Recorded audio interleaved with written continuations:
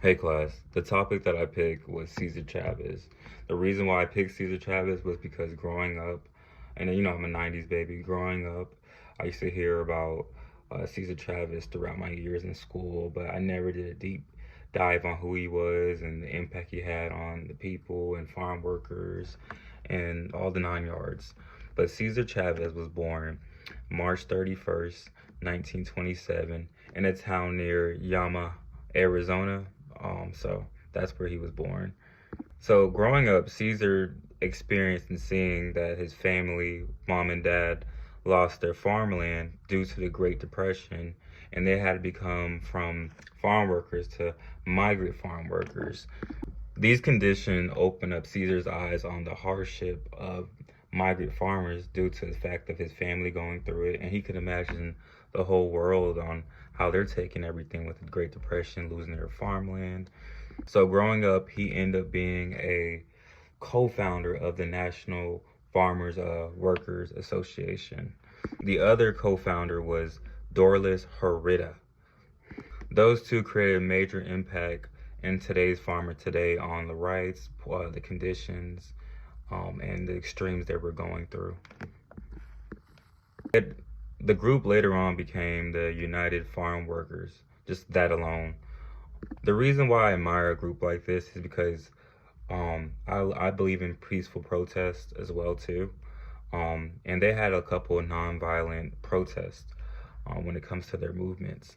As Chavez and the organization believe there's other ways to impact the world on your needs and your wants without being violent.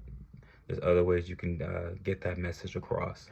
Now this group became, they actually went on to pretty much go on different kind of strikes to set an example and let their voices be heard.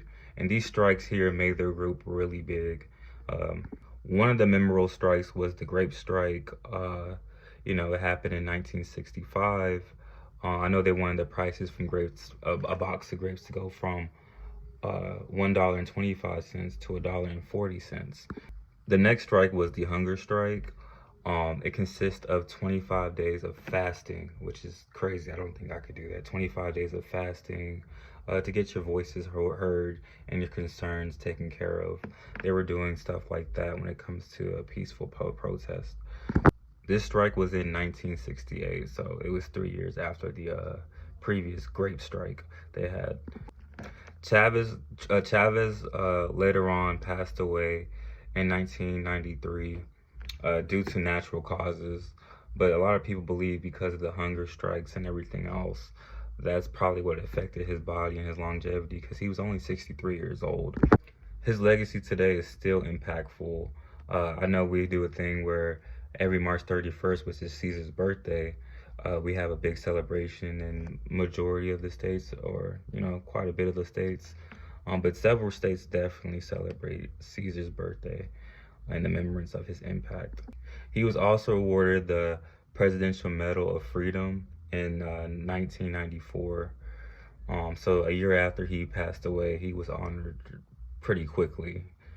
Today, farmers have a lot of issues when it comes to regulations, profit cuts, but Caesar's impact definitely made a huge impact when it comes to opening up the realms of farmers today.